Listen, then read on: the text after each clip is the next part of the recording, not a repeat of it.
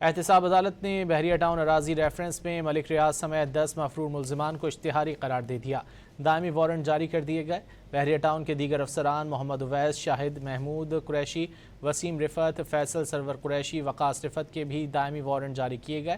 احتساب عدالت نے سابق senior member board of revenue Ahmed Bakhsh Narejo, سابق secretary land utilisation Saqib Ahmed Soomro کے بھی دائمی وارنٹ جاری کیے۔ نیب کے مطابق ملزمان نے قومی خزانے کو 708 ارب 8 کروڑ 80 لاکھ 83 ہزار سے زائد کا نقصان پہنچایا۔ احتساب عدالت نے بحریہ ٹاؤن اراضی ریفرنس میں ملک ریاض سمیت 10 مفرور ملزمان کو اشتہاری قرار دے دیا۔ دائمی وارنٹ جاری کر دیے گئے۔ بحریہ ٹاؤن کے دیگر افسران محمد اویس، شاہد محمود قریشی، وسیم رفت، فیصل سرور قریشی، وقاص رفت کے بھی دائمی وارنٹ جاری کیے گئے۔ احتساب عدالت نے سابق senior member board of revenue Ahmed Bakhsh Narejo, سابق secretary land utilisation Saqib Ahmed Soomro کے بھی دائمی وارنٹ جاری کیے۔ نیب کے مطابق ملزمان نے قومی خزانے کو 708 ارب 8 کروڑ 80 لاکھ 83 ہزار سے زائد کا نقصان پہنچایا۔